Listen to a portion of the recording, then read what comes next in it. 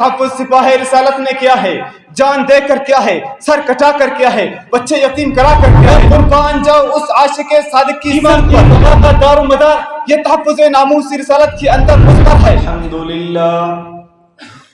الحمدللہ وحدہ والصلاة والسلام على من لا نبی بعدہ اما بعد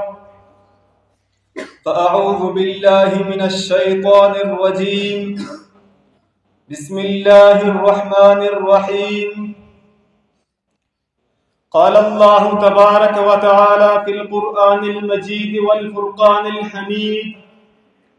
النبي أولى بالمؤمنين من أنفسهم وأزواجه أمهاتهم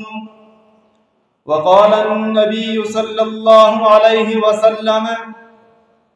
لا يؤمن أحدكم حتى أكون أحب إليه من والده وولده والناس أجمعين صدق الله العظيم وصدق رسوله النبي الكريم۔ ہم نے ہر دور میں تقدیس رسالت کے لیے تقدیس رسالت کے لیے وقت کی تیز ہواؤں سے بغاوت کی ہے، چھوڑ کر سلسلہ رسم سیاست کا فسون ایک فقط نام محمد سے محبت کی ہے۔ صدر ذی وقار، معزز اساتذہ اکرام اور قلم و کرتاس کو سامنے رکھ کر عدل کے منصب پر بیٹھے ہوئے منصفین حضرات، آج میں اس پروقار تقریری مسابقہ میں آپ حضرات سے بیان سخن کی شرف حاصل کر رہا ہوں۔ موضوع کے دو جز ہیں، ایک ہے تحفظ ناموس رسالت، دوسرا ہے سپاہ رسالت۔ بظاہر تو ان دونوں کا معنی اور مفہوم الگ الگ ہے، لیکن حقیقت میں ان دونوں کا آپس میں ایک خاص قسم کا تعلق اور خاص ربط ہے۔ تحفظ ناموس رسالت یہ سپاہ رسالت کے بغیر نہیں ہو سکتا، اسی طرح سپاہ رسالت یہ تحفظ ناموس رسالت کے بغیر نہیں ہو سکتے۔ ایک ہے تحفظ ذات رسالت، دوسرا ہے صفات رسالت۔ اگر آپ تاریخ کی اوراق کی ورق گردانی کرتے ہوئے عقل سلیم کے ساتھ بغور مطالعہ فرمائے تو آپ کو یہ بات نظر آئے گا کہ سپاہ رسالت میں سے ایک سپاہی ہجرت کی رات آپ صلی اللہ علیہ وسلم کی ذات کا تحفظ کرتا ہوا نظر آتا ہے۔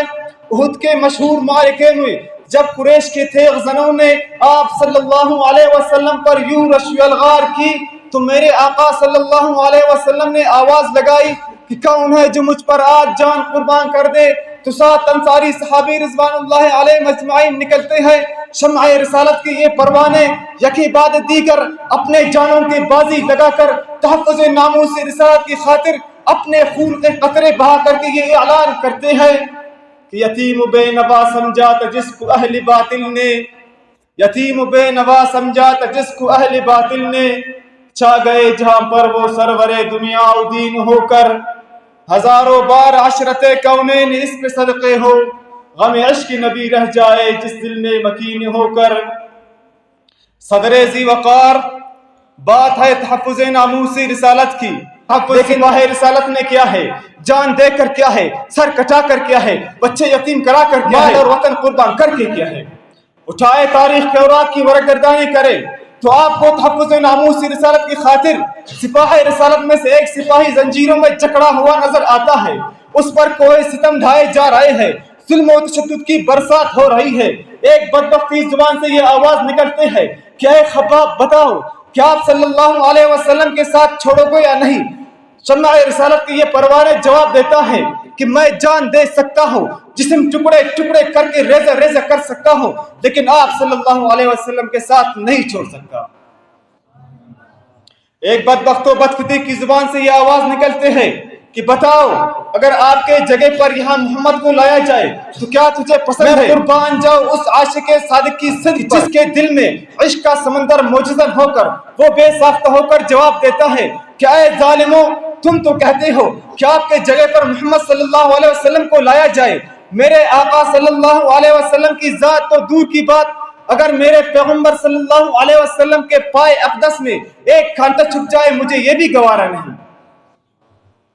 قاضی منصور پوری رحمۃ اللہ علیہ اپنے کتاب رحمۃ اللہ عالمین میں لکھتے ہیں کہ پوری اسلام کے نشر و اشاعت میں دور نبوت کے اندر صرف 210 صحابہ رضوان اللہ علیہ مجمعین شہید ہوتے ہیں، لیکن جب بات تحفظ ناموس رسالت کی آتی ہے، جب بات ختم نبوت کی آتی ہے، تو 12 یمامہ کے میدانوں میں 1200 صحابہ رضوان اللہ علیہ مجمعین اپنے جانوں کے نذرانے پیش کر کے آپ صلی اللہ علیہ وسلم کی ناموس کی حفاظت کرتے ہیں۔